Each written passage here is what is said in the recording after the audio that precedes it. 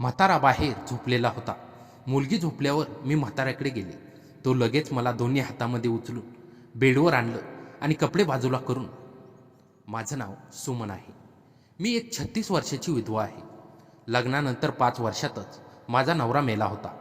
त्यानंतर मला माझ्या एका मुलीसोबत आयुष्य काढावे लागणार हे माझ्या लक्षात आलं होतं आणि म्हणूनच मी माझ्या सासू सासऱ्यांना सोडून माझ्या मुली सरितासोबत एका ठिकाणी भाड्याने राहत होते.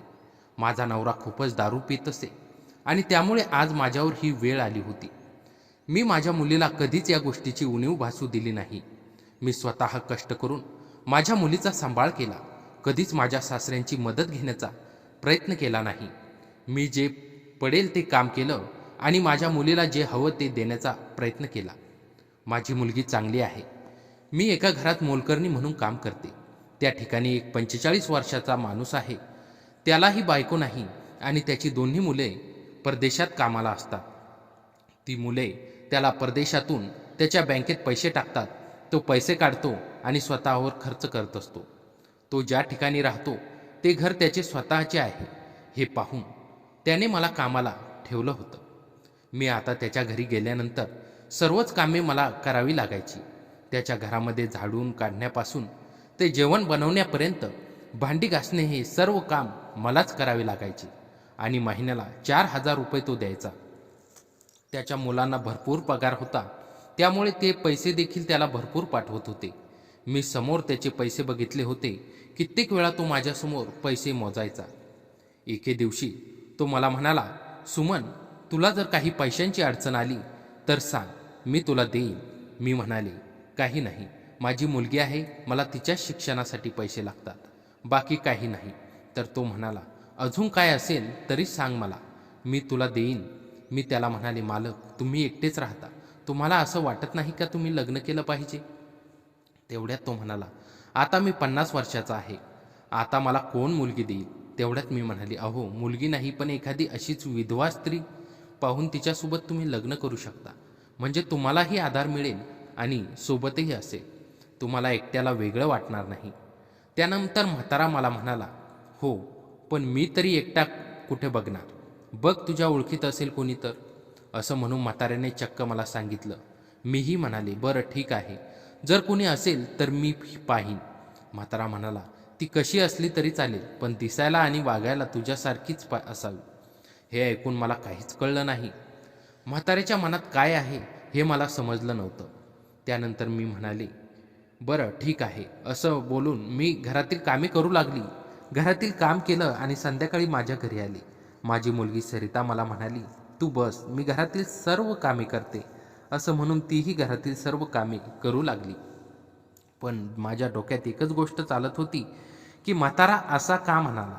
मला वाटत होतं की म्हाताऱ्याच्या माझ्यावर डोळा आहे आणि मला जे वाटलं ते झालं. म्हातारा माझ्यावर लाईन मारायचा, पण ते मला कधी दिसून आलं नाही आणि मला कधी कळलं नाही. मी मात्र जायचे आणि सर्व काम चुपचाप करून यायचे. तिथून निघताना तो माझ्याशी बोलायचा, मला लपून पाहायचा. मी बाथरूममध्ये गेले तरी मला पाहायचा. त्याची पूर्ण नजर माझ्या शरीरावर फिरायची, माझ्या चेहऱ्यावर, माझ्या छातीवर, माझ्या पाठीवर. मला खालून वरून नुसता टक लावून बघायचा. मी दिसायला सुंदर होते आणि रोज कामाला यावे लागत असे, यामुळे मीही छान छान साड्या नेसून येत असे. मला असं पाहून म्हातारा खूपच खुश व्हायचा आणि कित्येक वेळा तो मला म्हणायचा, सुमन, असं तू कामाला येतेस असं वाटतच नाही. माझी राहणीमान खूप चांगली असल्यामुळे म्हाताऱ्याला वाटायचं की आपल्या घरी ही अशीच बाई हवी आणि तेच झालं. 7-8 दिवसांनी म्हातारा मला म्हणाला, सुमन, काय झालं? तू बघणार होती ना एक बाई माझ्यासाठी? मी म्हणाले, हो, पण मला सापडलीच नाही. उगाच कशी बघू, मी लवकरच पाहीन. आणि तेवढ्यात म्हातारा म्हणाला, एक काम कर, तुला जर अडचण नसेल तर तूच माझ्यासोबत लग्न का करत नाहीस? मी म्हणाले, अहो, हे काय म्हणता, मला एक मुलगी आहे. म्हातारा म्हणाला, मला काहीच हरकत नाही, मीही त्या मुलीला माझ्या मुलीसारखं सांभाळेन आणि तुला काम करायची गरज नाही. तू पाहिलंस ना माझ्याकडे किती पैसा आहे, माझी प्रॉपर्टी खूप आहे आणि ही सर्व प्रॉपर्टी मी माझ्या 2 मुलांच्या आणि तुझ्या मुलीच्या नावे करेन. हे ऐकून मलाही खूप छान वाटलं. मलाही पुढे पाहणारे कोणी नव्हतं.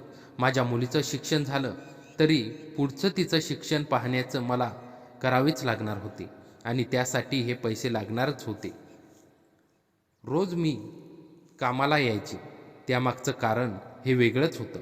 म्हणजे पैसा कमावण्यासाठीच मला यावं लागायचं. म्हणून मी या गोष्टीचा विचार करत असं ठरवलं. मी घरी गेले आणि विचार केला. मी माझ्या मुलीला ही गोष्ट सांगितली. माझी मुलगी सरिता म्हणाली, आई, तुला जर सुख मिळत असेल तर तुम्ही काही करा, मी तयार आहे. माझी मुलगी एवढी समजूतदार कशी झाली हे पाहून मला खूपच छान वाटलं आणि मी दुसऱ्याच दिवशी म्हाताऱ्याला म्हणाले, ठीक आहे, आपण दोघे लग्न करू असं म्हटलं आणि लगेच म्हाताऱ्याने आणि मी कोर्टात जाऊन दोघांचंही लग्न केलं. आता या घरामध्ये मी कामाला जात होते आणि ज्या म्हाताऱ्याला मी मालक म्हणत होते तो चक्क आज माझा नवरा झाला होता आणि मी त्याच घराची मालकीण झाले. पण ही गोष्ट त्याच्या मुलांना माहीत नव्हती. बऱ्याच दिवसांनी ही गोष्ट त्याच्या मुलांना कळेल याचीही मला खात्री होती. पण जे काही आम्ही केलं होतं ते कोर्टात एकमेकांच्या संमतीनं केलं होतं, त्यामुळे मला कसलीच भीती नव्हती. आता मी लग्न करून झाल्यानंतर आज आमची सुहागरात होती. मला खूपच वेगळं वाटत होतं. आज मी 36 वर्षाची आणि माझा नवरा 45 वर्षाचा. तो जवळपास 9 वर्षांनी मोठा होता. आमच्या दोघांची सुहागरात होणार होती. मी म्हाताऱ्या नवऱ्याला म्हणाले, चला जेवण करू. मग मी माझ्या नवऱ्यासाठी पनीरची भाजी आणि चपाती केली. माझ्या हातचं जेवण तो खुश झाला. जेवण झाल्यानंतर तो म्हणाला, चल खूप वेळ झाली, झोपूया आता. मी म्हणाले, कुठे? तो म्हणाला, तू वरती झोप, मी खाली झोपतो. आणि माझी मुलगी सरिता त्याच खोलीत झोपली होती. आता मला ते सर्व करायला मोका मिळत नव्हता. मुलीला पण सांगू शकत नव्हते. आम्हाला दोघांनाही ही गोष्ट करून कितीतरी वर्ष झाली होती. मग मी त्याला म्हणाले, अहो, मी मुलीसोबत झोपते. तो म्हणाला, ठीक आहे. आणि मी येऊन माझ्या मुलीसोबत झोपले. मला झोप येत नव्हती. मला काय झालं हे समजत नव्हतं. थोड्या वेळाने मुलगी झोपली. मी उठून पाणी प्यायला बाहेर आले. पाहिलं तर म्हाताराही बाहेरच झोपलेला होता. मी हळूच त्याच्यापाशी गेले आणि त्याला म्हणाले, काय झालं? त्यानं तसा माझा हात धरला आणि त्याच्या खोलीत घेऊन गेला आणि चुंबन घेऊ लागला. मी म्हणाले, अहो, हे काय करता? तो म्हणाला, बरेच दिवस झाले माझ्या मनात एक गोष्ट होती आणि ती इच्छा आज तू पूर्ण केलीस. असं म्हणून तो पुन्हा जोरात उचलू लागला. मी त्याला म्हणाले, आता जरा थांबा तरी. पण तो थांबायला तयारच नव्हता. तो मला म्हणाला, जवळ घेऊ लागला. गळ्याखालच्या भागाला हात फिरू लागला. मला कसं तरी होऊ लागलं. शरीरात वेगळंच होतंय असं वाटू लागलं. मी म्हाताऱ्याला म्हणाले, अहो, थोडं थांबा. मी खाली बसले. त्यानंतर म्हाताऱ्याने माझे बाजूला केले. मी हळूहळू उठत होते. तेवढ्यात त्याने मला दोन्ही हातात उचलून बेडवर नेले. बेडवर वाकून माझी पूर्ण बाजूला केली आणि 45 वर्षाचा म्हातारा मला मारू लागला. मी विचार केला, म्हातारा असूनही त्याच्यात एवढी ताकद कुठून आली? मला वाटलं 1 मिनिटाचा खेळ असेल, पण म्हाताऱ्याने मला खूप वेळ थकवलं. खरं तर माझ्या पहिल्या नवऱ्यातही एवढी क्षमता नव्हती. मग मी त्याला म्हणाले, अहो, तुम्ही म्हातारे वाटत नाही, अगदी एखाद्या तरुण मुलासारखे वाटता. एवढी ताकद तुमच्यात कुठून आली? तेवढ्यात म्हातारा म्हणाला, समोर बघ. मी समोर पाहिलं तर एक ग्लास दुधाचा होता आणि शेजारी 2 गोळ्यांची पाकिटं होती. मी म्हणाले, काय आहे हे? कशा गोळ्या आहेत? तो म्हणा, थोड्या वेळानं तुला कळेल. जवळजवळ अर्धा ते 1 तास म्हातारा माझ्यासोबत होता. त्याला हवं तसं त्यानं माझ्याकडून सुख घेतलं. मला नंतर समजलं की त्या गोळ्या खाल्ल्याने म्हाताऱ्याने खाल्ल्या आणि म्हणूनच तो माझ्यासोबत एवढा वेळ घेऊ शकला. आता म्हातारा खूप थकला होता. त्याला खूप घाम आला होता. थोड्या वेळाने तो एकदम शांत झाला. माझी पूर्ण ओली चिंब झाली होती. मी उठले, साडी काढली आणि धुण्यासाठी टाकून दिली. नंतर मी दुसरी साडी नेसणार तेवढ्यात म्हातारा म्हणाला, एक काम कर, त्या कपाटात गाऊन आहे, तू गाऊन घाल. त्या कपाटात मी पाहिलं, त्याच्या बायकोचे सर्व कपडे होते. मी त्यातला एक गाऊन घेतला आणि घातला. आता मी त्याला त्याच्या बायकोसारखी दिसत होते. मी त्यांना म्हटले, झालं का समाधान तुमचं? आता तुम्ही झोपा. मी पण झोपते. म्हाताऱ्याने पूर्ण अंग मोडून टाकलं होतं, म्हणून मी जाऊन माझ्या मुलीच्या खोलीत झोपी गेले. दुसऱ्या दिवशी सकाळी लवकर उठले आणि घरातील काम करून चहा केला. चहा घेऊन खोलीत गेले. पाहते तर म्हातारा झोपेतून उठलाच नव्हता. मी जवळ गेले. त्यांना म्हणाले, आता उठा, खूप वेळ झाली आहे. म्हातारा एकही शब्द बोलत नव्हता. मी त्याला हलवण्याचा प्रयत्न केला. उठा तरी, पण तो हलतच नव्हता. मी त्याच्या नाकाला हात लावून पाहिला. त्याचा श्वास बंद झाला होता. म्हातारा मेला होता. मी लगेच त्याच्या मुलांना फोन केला आणि ही गोष्ट सांगितली. त्यामुळे ते लगेच घरी आले. लवकरच त्यांची अंत्यक्रिया झाली. त्या मुलांनी मला विचारलं, तुम्ही कोण? मी त्यांना सांगितलं, मी त्यांची बायको. आम्ही दोघांनी कोर्टात लग्न केलं होतं. तशी ती मुले म्हणाली, बरं ठीक आहे, आम्ही आता जातो, आम्हाला खूप काम आहे. असं म्हणून ती मुले तिथून निघून गेली. उरलेली प्रॉपर्टी त्या दोघांच्या नावे होती. माझ्या नावे काहीच नव्हतं. राहतं घर म्हाताऱ्याने त्यांच्या मुलांच्या नावे केलं होतं, पण मरताना त्याने एक कागद करून ठेवला होता. घरातील सगळं शोध घेताना मला तो कागद बेडखाली सापडला. त्यात त्यानं लिहिलं होतं, सुमन, तू माझ्या बायकोसारखं मला सुख दिलं. या सुखासाठी मी तळपत होतो. माझी मुले परदेशात राहतात, ते मला फक्त पैसे पाठवतात, पण या पलीकडे ती माझी चौकशी करत नाही. त्यामुळे कुणीतरी आपला माणूस म्हणून तू माझी सर्व सेवा केलीस. त्यामुळे मी माझ्या संपत्तीतील अर्धा हिस्सा तुला आणि तुझ्या मुलीच्या नावे करतो आहे. ही गोष्ट वाचल्यानंतर तो कागद घेऊन मी वकिलांकडे गेले. वकिलाने त्या कागदावर लिहिल्याप्रमाणे अर्ध्या संपत्तीचे पैसे माझ्या आणि माझ्या मुलीच्या नावे केले. आता माझ्या नावावर खूप पैसे आहेत आणि माझ्या मुलीच्याही नावावर पैसे आहेत. त्यामुळे आम्हाला काम करायची गरज नाही. आम्ही दोघींनी स्वतःचं घर घेतलं आणि स्वतःच्या घरी राहतो. मी सूरजकडे पाहिलं. तो पूर्ण भिजलेला होता. ओले कपडे अंगाशी चिटकलेले होते. त्याच्या डोळ्यात खरंच थंडी वाजल्यासारखं दिसत होतं. मी लगेच स्वयंपाकघरात जाऊन एक वाटीभर दूध गरम केलं. त्यात थोडी वेलची टाकून त्याच्याकडे घेऊन आले. हे घे दूध, थोडं गरम हो, मी त्याला म्हणाले. सूरजने हात पुसले आणि वाटी हातात घेतली. थँक्यू मॅडम, तो हळूच म्हणाला. मी जवळच खाली बसले. बाहेर पावसाचा आवाज येत होता. मेणबत्तीच्या प्रकाशात सूरजचा चेहरा वेगळाच दिसत होता. त्याचे डोळे चमकत होते. तो असा पावसात भिजून येतोस, आजारी पडशील, मी काळजीने म्हणाले. मॅडम, मला काहीच अडचण नाही, मी असाच वाढलोय, तो हसत म्हणाला. त्याचं हसणं खूप निरागस होतं. तो दूध पित होता आणि माझ्याकडे बघत होता. बराच वेळ होता फक्त पावसाचा आवाज आणि मेणबत्तीची चुरचूर ऐकू येत होती. दूध संपल्यावर सूरज मला म्हणाला, मॅडम, मी आता जातो, उद्या सकाळी लवकर येईल. इतक्या पावसात? तुझं घर दूर आहे ना? मी विचारलं. होय, पण मी येतो, मला सवय आहे, तो म्हणाला. माझ्या मनात काहीतरी झालं. थांब, तू आज इथेच राहा, उद्या सकाळी जा, मी म्हणाले. सूरज मॅडमकडे पाहत राहिला. त्याच्या डोळ्यात काहीतरी वेगळंच होतं. मॅडम, हे बरोबर नाही, लोक काय म्हणतील? लोक काय म्हणतात यापेक्षा तुझी तब्येत महत्त्वाची आहे आणि आपण इथे काही चुकीचं करत नाही आहोत. तू फक्त एका रात्रीसाठी इथे आहेस, एवढंच, मी ठामपणे सांगितलं. सूरज थोडा वेळ शांत राहिला. मग हळूच मला म्हणाला, ठीक आहे मॅडम. मी त्याला दुसऱ्या खोलीत नेलं. तिथे एक सोफा होता आणि छान छोटं बेड होतं. तू इथे झोप, मी ब्लँकेट आणते, मी म्हणाले. ब्लँकेट आणून दिल्यावर मी माझ्या खोलीत गेले, पण मला झोप येत नव्हती. माझ्या मनात विचार येत होते. 25 वर्षाचा तरुण मुलगा, 36 वर्षाची मी, समाज काय म्हणेल? मग मी लगेच वाटलं, समाजाने कधी आधार दिलाय का? जेव्हा माझा नवरा मेला तेव्हा समाज मदत करायला आला होता का? नाही. दुसऱ्या दिवशी मी उठले तर सूरजने आधीच चहा बनवून ठेवला होता. स्वयंपाकघर स्वच्छ केलं होतं. मी बाहेर आले.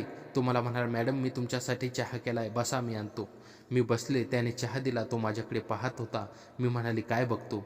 तो हळूच म्हणाला, मॅडम, तुम्ही किती सुंदर दिसता. रोज काम करताना तुमच्याकडे बघतो, पण आज वेगळंच वाटतंय. मला काही सुचेना. मी चहा पित राहिले, पण मनात काहीतरी हल्ल्यासारखं वाटलं. काही दिवस असेच गेले. सूरज आणि माझ्यात एक वेगळंच नातं तयार होऊ लागलं. तो फक्त नोकर राहिला नव्हता, तर माझा मित्र होता. मी त्याच्याशी माझ्या भावना शेअर करू लागले. माझ्या एकटेपणाबद्दल बोलू लागले. तो माझा ऐकत असे, मला समजून घेत असे. एके दिवशी सरिता मला म्हणाली, आई, सूरज खूप चांगला आहे, त्यामुळे तू आनंदी दिसतेस. मी हसले. हो, तो होताच चांगला.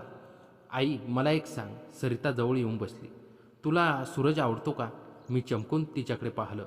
असं काय विचारतेस? आई, मी लहान नाही, मला सगळं कळतं. तू एकटी आहेस, तो तुझी काळजी घेतो आणि तो तुला आवडतो आहे हे माझ्या लक्षात येतं, सरिता हळूच म्हणाली.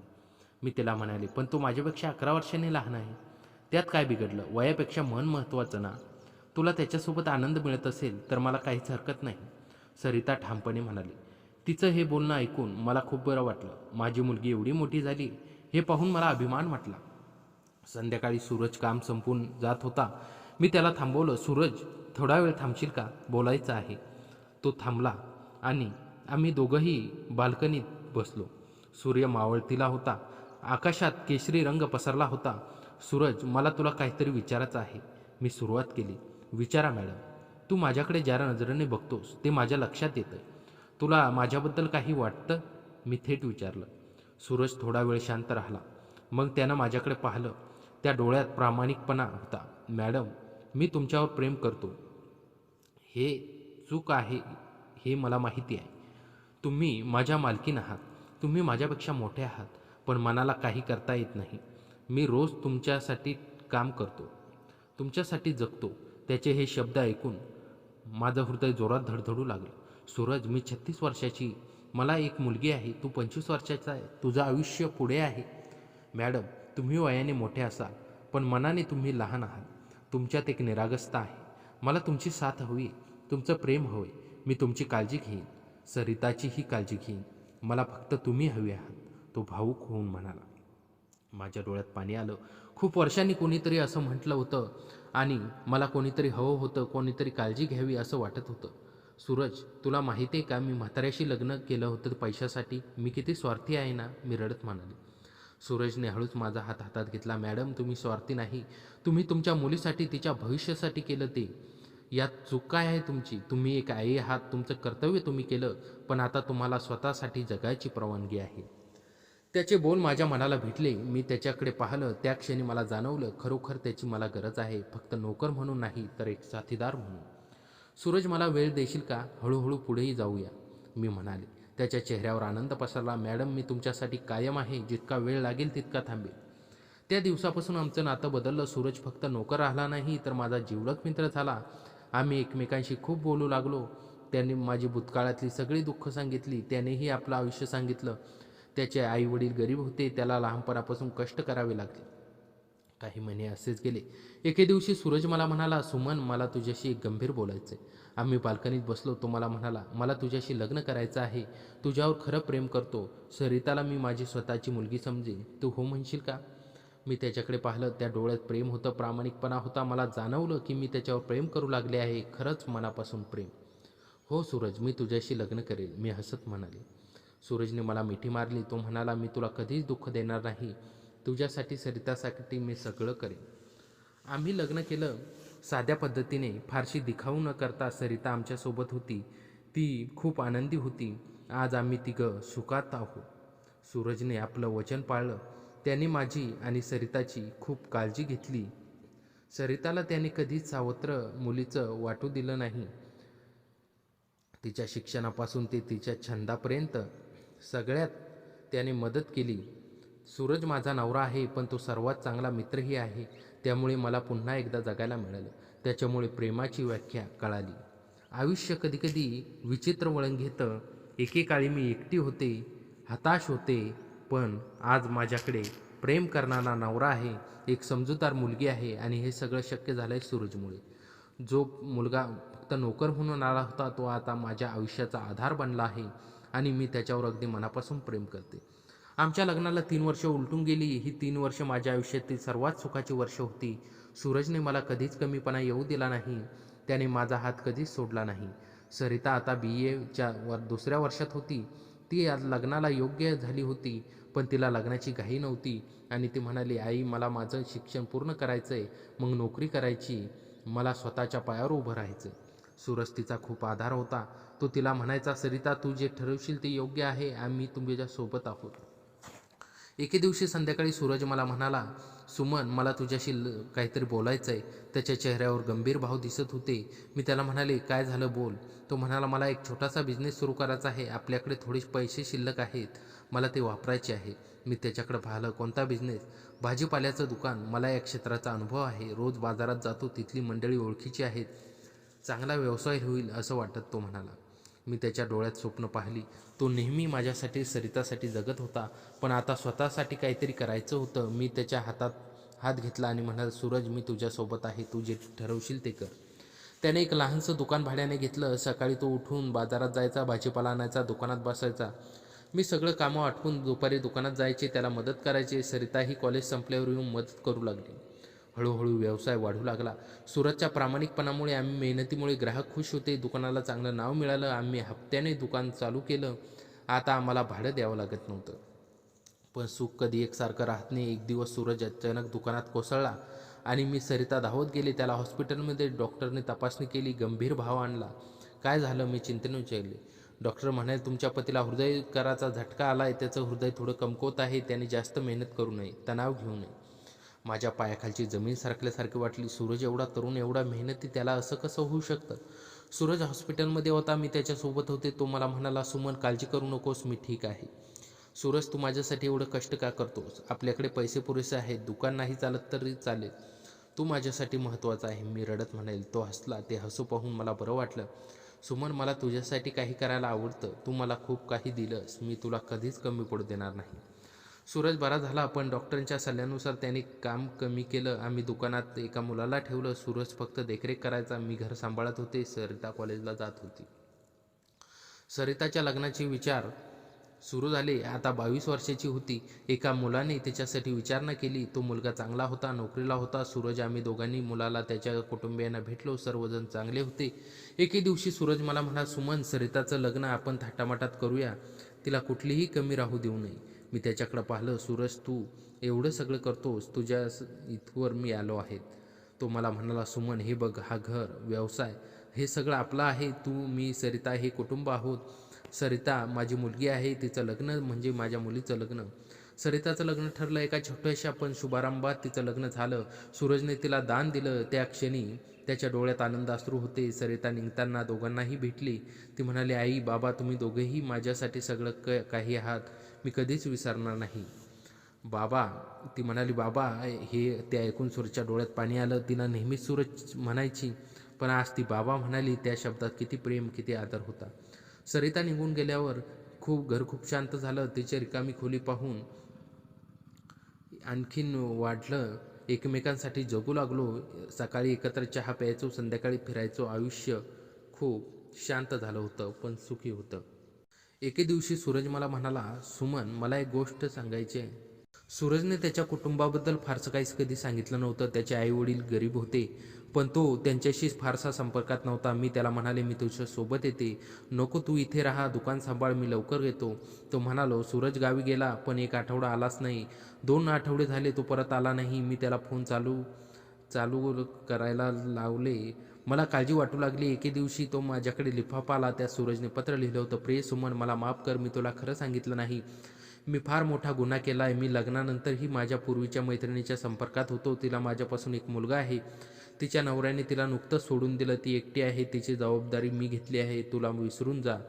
मी तुझ्या लायकीचाच नाही. सरिताला माझं सांगू नकोस. मी तिला बाबा म्हणून घेण्यास लायक नाही. क्षमा कर, तुझा सूरज.